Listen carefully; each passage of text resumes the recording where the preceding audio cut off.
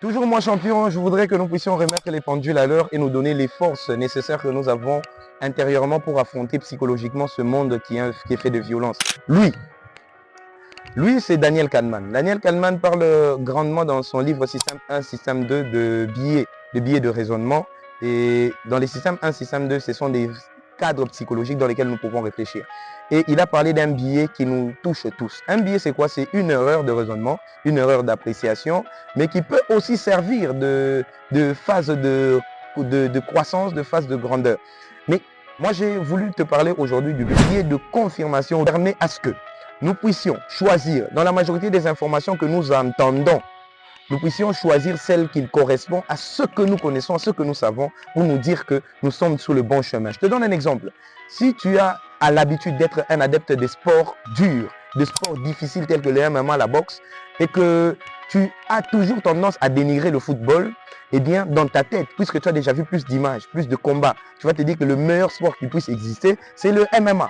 Et de même, pour un fanatique de football qui supporterait par exemple Lionel Messi ou Cristiano Ronaldo, eh bien celui-là, il lui viendrait à l'esprit que puisqu'il a toujours regardé les matchs de Barça dans lesquels il a vu Lionel Messi marquer, Lionel Messi c'est le meilleur joueur du monde. Pour le joueur du Real Madrid qui a toujours regardé les matchs du Real Madrid dans lesquels il aurait vu toujours Cristiano Ronaldo marquer des buts, il se dirait que Cristiano Ronaldo c'est le meilleur joueur du monde. Et donc, dans la majorité des raisonnements, dans la majorité d'argumentation avec les personnes avec lesquelles nous vivons, nous avons l'habitude de reproduire le discours selon ce que nous regardons souvent. C'est pour ça que c'est un biais d'affirmation. Donc pour affirmer quelque chose, on se réfère à ce que nous connaissons déjà.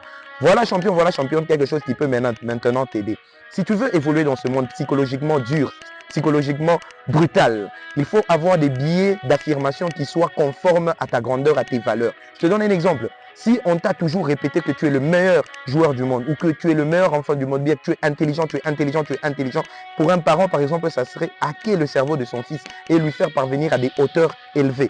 Par exemple, la maman de Leonardo da Vinci lui disait, si tu entres dans l'armée, tu seras général. Si tu fais la peinture, tu seras le meilleur peintre de tous les temps. Si tu fais... Alors, chaque fois qu'on répète ce genre de paroles à nos enfants, on leur donne la maturité et la grandeur d'avoir une certaine influence, une certaine imposition. Donc, hacker votre cerveau, hacker votre mentalité en vous disant « je suis capable, je suis le meilleur, je suis le plus grand ». Ne vous laissez pas aller en dérision ou dans la peur ou dans l'affrontement de choses inutiles en vous disant que je ne suis pas capable, je suis une poule mouillée et que je suis bête et que je suis et que je suis. Ne soyez pas dans les jugements négatifs, soyez dans le jugement positif. Donnez-vous de la valeur, affirmez que vous êtes le meilleur, affirmez que vous êtes grand, affirmez que vous pouvez conquérir des territoires et des générations entières, et j'espère que là au moins vous serez dans une perfection perfectible comme je le dis toujours, et vous pourrez marquer votre temps et votre époque.